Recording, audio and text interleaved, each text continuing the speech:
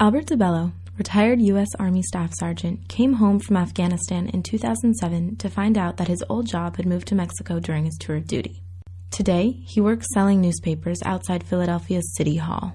I end up using up all my money. I lost my truck. I ended up living on the streets, unable to find work, and the worst thing of all, I fell into the cracks.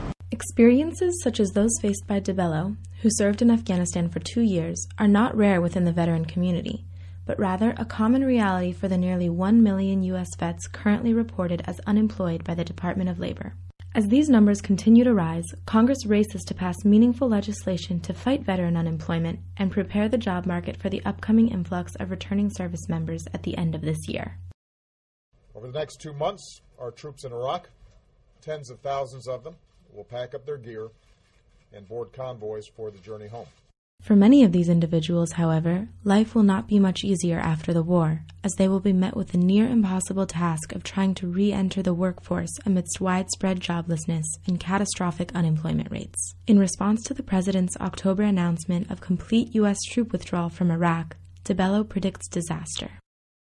When the President said that he's bringing our troops home in the next 2 months, November and December, these guys and women are going to be coming back to the struggles of no work.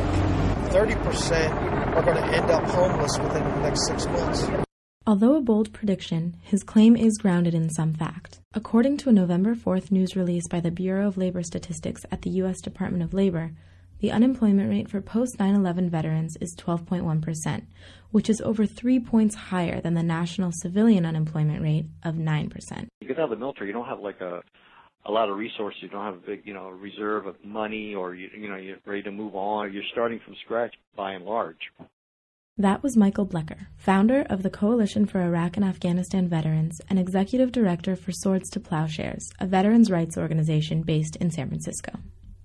These folks are, they're part of the 1%. The fact that 1% only fight the wars, but then they, of course, immediately join the other 99% once they're out. And like everybody, they're struggling at these near poverty levels and trying to get decent jobs, and that's a real struggle.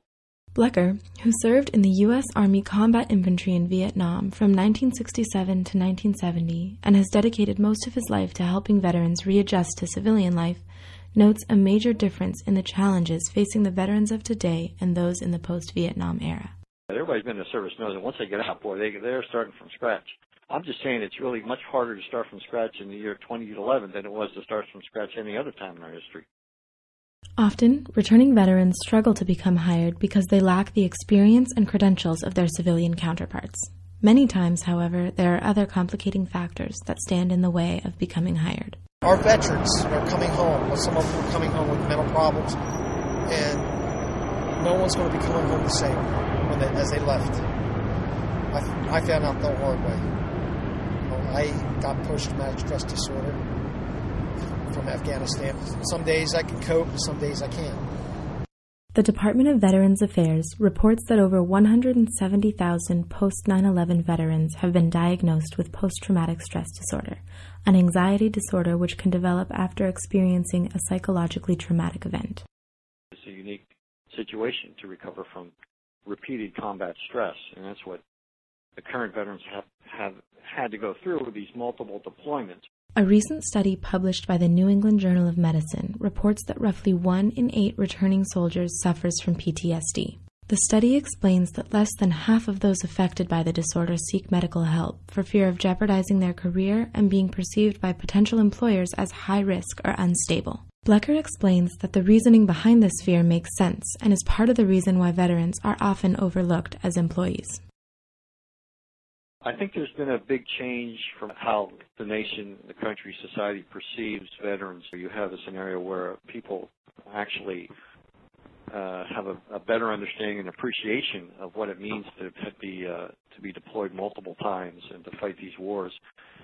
And so there's a quote, you would think there'd be the political will, but we're up against, in one sense, the new vets are up against much more pinched system Although perhaps lacking, political will to meet the needs of veterans is not completely absent from Washington, where people like U.S. Senator Patty Murray of Washington State, who serves as chairwoman of the Veterans Affairs Committee, have made great strides in the campaign to end veteran unemployment.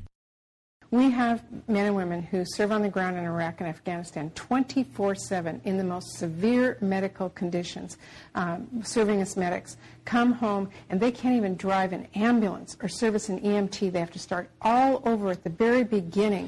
Until recently, the government as a whole had made very few efforts to properly address this issue and advocate for veterans' rights. Since the 70s, there's been a tremendous cut back on care and government services and public sector services, and everything's been ratcheted down. On November 21st, however, President Obama signed into law the bipartisan Vow to Hire Heroes Act, which passed in the Senate by a vote of 95-0. This law will offer employers tax credits as an incentive to hire veterans and will be extremely helpful to people like DeBello during the difficult transition from combat to career.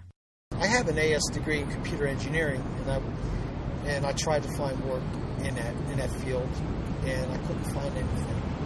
Ending veteran unemployment, however, requires more than just a shift in policy. In addition to progress at the governmental level, Blecker says that in order to see positive change, local communities have to play their part as well.